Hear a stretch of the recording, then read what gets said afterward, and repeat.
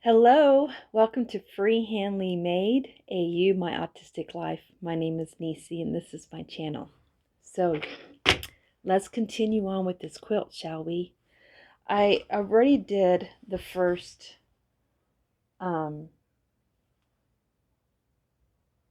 column, and now I'm going to do a tutorial and show you how I did that first column by doing the second column. So, second column, I have pinned at the top. You see my little pin right here. All right, now I want to keep this right here still.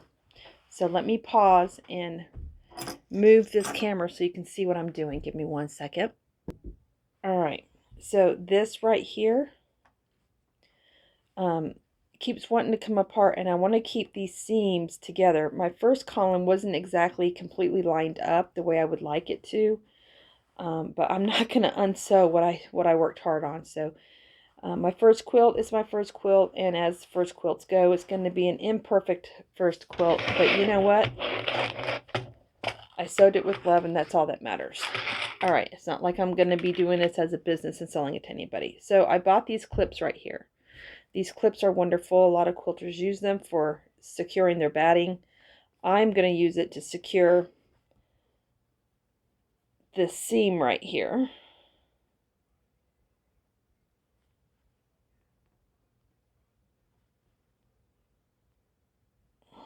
Just like that. It's going to keep this in place while I sew it. So I'm going to be sewing it all along here, right where this batting is, so that it's snug against the batting. I've also got a pin placed right here at the beginning of the column just to keep this square still while I sew. And it's a little crooked actually. So let me fix that. So I'm just going to repin it to keep it still. So I don't want it to move on me. Okay, so I'm going to place these clips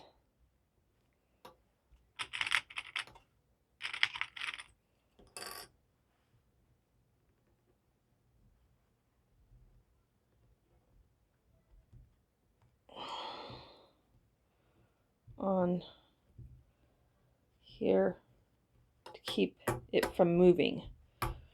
And I'm going to do that all the way across. And I'm not going to bore you with that, so I'll be right back for the next step. Hold on just a moment. I got everything clipped and ready to go. All right, so now we're going to start sewing. I'm just going to fold this just like this to give me more room as I sew. So I'm going to get my needle ready for y'all, and we're going to start sewing. And basically I'm going to be sewing right along here all the way across, just like I did my rows, except for the only difference is going to be across here where the seam is. So hang on tight. Okay, got my thread needled. So we're going to do just like we did before. And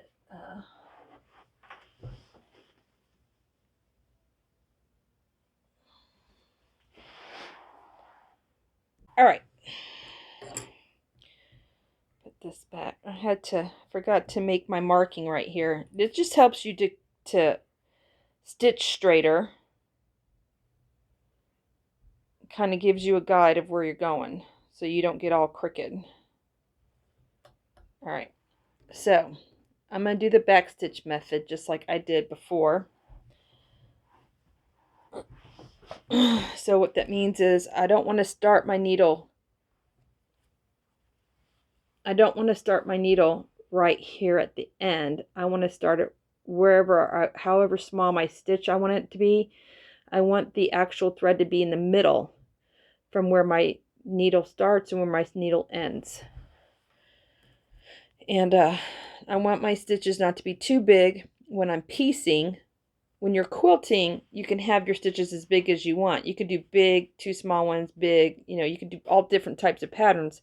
But when you're sewing your main pieces together, you want small stitches.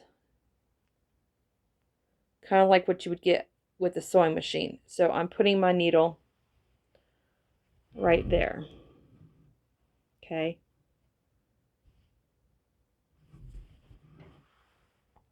Actually, no, that's not right. I'm sorry. I marked my corner because this is where I'm going to start doing my border. So this is the very beginning. So I want to start it probably right about here. So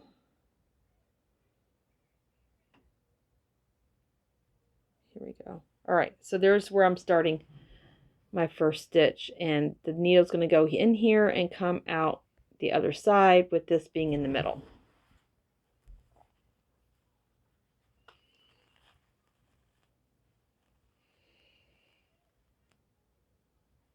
My knot's not big enough. Hang on, guys.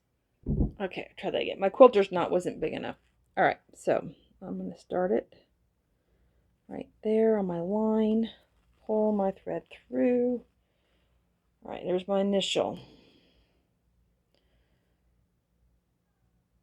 There's my starting point.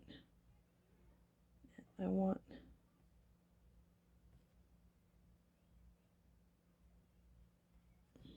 that in the middle? Yes. All right. So there's my starting point of the needle. There's my thread, which is in the halfway point. There's where my needle's coming out. And as you can see, in between these two spaces, the thread is halfway, which is what you want.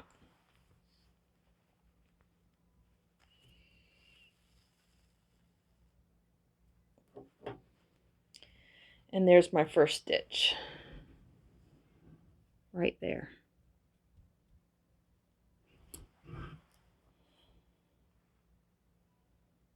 And just like I did before, I'm putting the needle in where my stitch was, and then you gotta let the material do the work for you, because you want to keep your needle parallel, otherwise your stitch is going to come out crooked.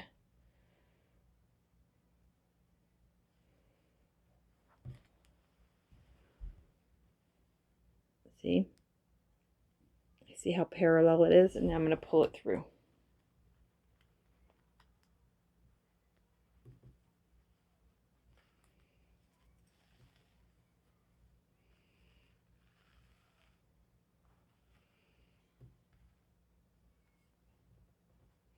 And you know, pull it tight. Don't pull it so tight that it gathers, but you know, don't be scared of it. Don't be scared of your stitches. All right, I'm going to do this last stitch, and then I'm going to do the rest of the video on fast speed.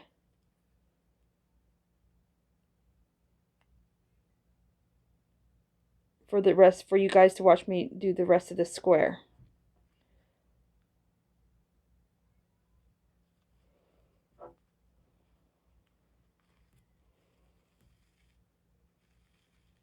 All right, so there's my first 3 stitches. And I would show you what it looks like on the back, but honestly, it is hard to see because it's red material. So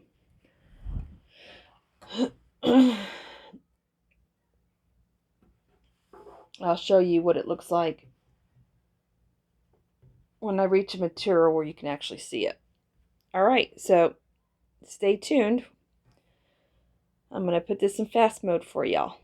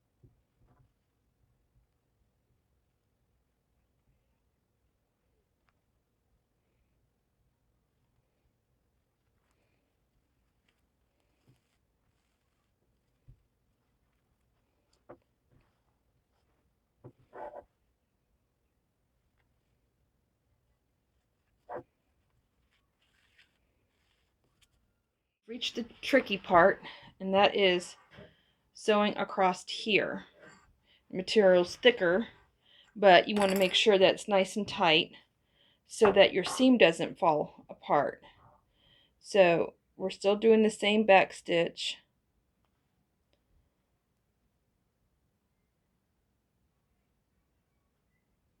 And you're going to let the material work for you. You're not going to be moving the needle around, you're moving the material around the needle to where you need it. So my new stitch is starting right in the middle of the seam.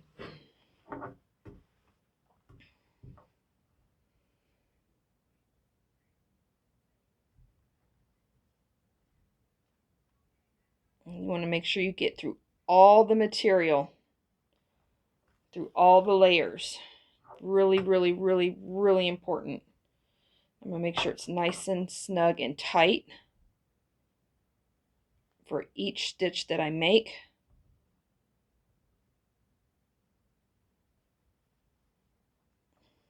You're really going to have to bend that material around to get it to where you want it. Nice. To make sure it's nice and tight.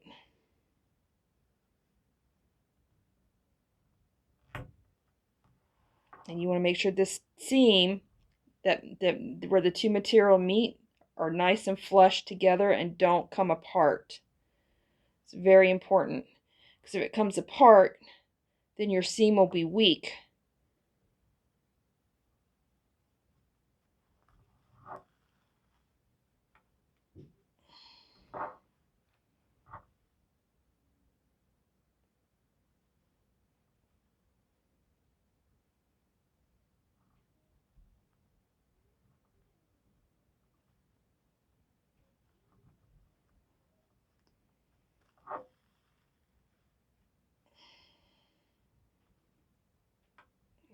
Here's the tricky part, because now we're going to be putting, ouch, these seams again. I just poked myself with the needle. That actually really hurt.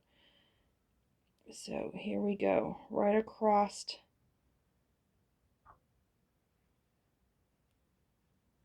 And we want to, oops, got mixed up with my pen. There we go. And one more stitch and I'll show you what it looks like. But you want it to be nice and tight and snug. You don't want any chances that that's going to come loose, especially since you're hand stitching. Now, I've been told that hand stitching is just as secure as using a sewing machine, but I'm sure everybody has their opinions on that. This is where a thimble would come in handy, you guys, and I have one, I just never use it because I can't figure out how to navigate a thimble, because I've never not been used to using one, to be honest. All right.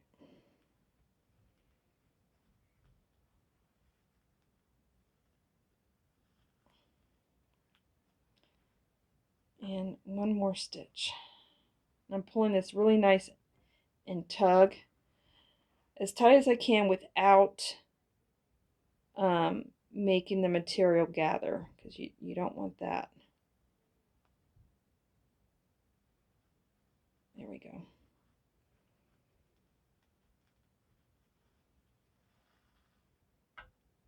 All right. See how nice and tight that is? That's what you want. You don't want this seam right here to be able to pull apart. So you want it nice and tight. So this one little stitch that crosses over both of these is nice and tight. So these 3 stitches right here are the most important when it comes to this seam. And that's it. So that's the first square from here to here, and then the back.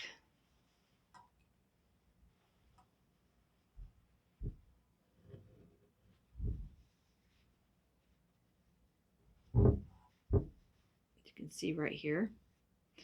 Um, and you're just going to sew all the way across. Now, eventually I will run out of thread. When you run out of thread, you're going to end it like you end all your stitches with a back stitch, and then you'll go through your last stitch will be just a one-way go through, and then you'll tie it in the back of your material real good and tight, and then weave your end through the thread on the opposite side, just like I showed you the last when I was doing the rows. But as I go, I'm here on the red material now, so I'm going to leave this right here, and I'm going to go ahead and do my draw my line across here, and I'm just going to work my way through square by square, and my column will be sewed. So that's pretty much it, you guys. Pretty simple. That's all I have to show you for today. The next tutorial is going to be how to finish off all of the edging across the entire square of the quilt so that you can fray the edges. I contemplated on not fraying the edges and doing a binding, or possibly doing half a binding and half a fray. And I think I'm leaning towards half a binding and half a fray. If I do decide to do that, I'll do a tutorial on that. But either way, if I don't decide to do that, basically I'm just going to be doing this same stitch here, just all the way across the border, across the whole entire quilt. So, yeah, so if I end up just doing just the normal fray and just doing the stitching all around the border, I won't do a tutorial for that because literally it's this exact same stitch that I did here. But if I do decide to do half a binding and half a fray, I'll do a tutorial on that. I'm just not 100% sure that's what I want to do yet. So we'll see. We'll see. I think it might be pretty cool to do that. I'm just not 100% sure that that's what I'm wanting to do. So y'all will have to just stay tuned and find out. Either way, I'm getting closer to getting this done. I've got this column to sew, and then I've got 2 more, and I'm done with my columns. I'm very, very excited. Very excited. I'm going to try and get this quilt done before I leave for Texas. But I'm not going to rush it. If I don't end up getting it done before it's time to move to Texas, I found out that not only can I pack my crochet hooks and yarn, but I can actually pack all my quilting needles and all my sewing that I would need to finish this in my suitcase. Technically, I could even bring it on my carry-on, but I don't want to do that. So if I don't get it done, I'm just going to bring this bad boy with me and bring my sewing equipment, and my mom will get to watch me finish this at her house. Either way, it's a win-win as far as I'm concerned, right? Okay, guys, I'm going to end this. Y'all have an awesome, awesome day. And I'm not a professional. Obviously, this is my very first quilt. I've never hand sewed anything together before besides fixing soft sculpture dolls and sewing ribbon and elastic on ballet shoes. So if I can do it, you can do it.